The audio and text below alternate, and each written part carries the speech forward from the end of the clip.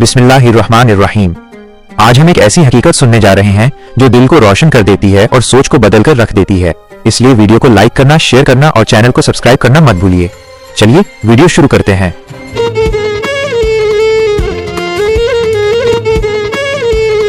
हम अक्सर समझते हैं कि ये सिर्फ सूरज के ढलने का नाम है, लेकिन हकीकत इससे कहीं जुदा है। कभी कभी अंधेरा एक सोच बन जाता है, एक रेंगता हुआ खौफ जो इंसान के वजूद के अंदर घर कर लेता है। इतिहास की धूल भरी गलियों में एक नाम बार बार गूंजता है, बाल बाल। लेकिन रुकिए, सवाल ये नहीं कि वो कौन था, सवाल ये है कि वो क्या था।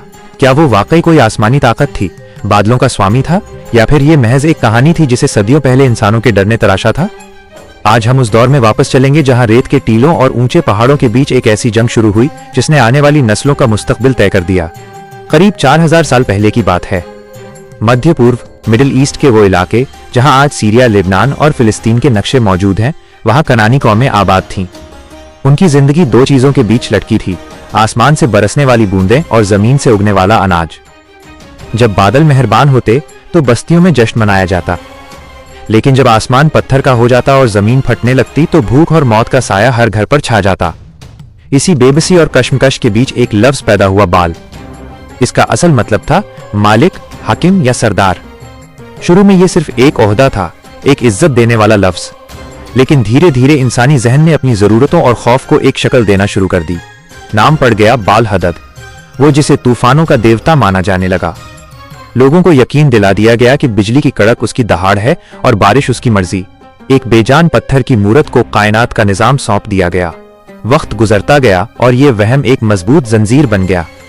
बाल के नाम पर आलीशान मंदिर खड़े किए गए, पुजारियों की फौज तैयार हुई और लोगों के दिलों में यह डर बिठा दिया गया कि अगर बाल नाराज हुआ तो रिस्क के सारे दरवाजे बंद हो जाएंगे। ठीक इसी माहौल में जब शिर्क, पॉलीथीइज्म अपनी चरम सीमा पर था, एक शख्सियत सामने आती है, हजरत इलियास अलैहिस्सलाम। उन्होंने महज एक मजहबी तकरीर नहीं की, बल्कि उन्होंने उस दौर के सबसे बड़े डर को चुनौती दी। उन्होंने अपनी कौम की आंखों में आंखें डालकर पूछा, क्या तुम बाल को पुकारते हो और उस सबसे बेहतरीन पैदा करने वाले को छोड़ देते हो?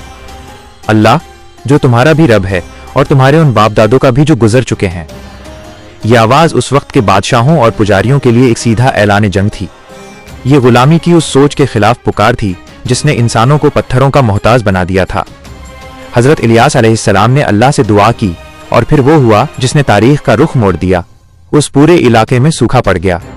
एक साल बीता, दूसरा साल आया और फिर तीसरा।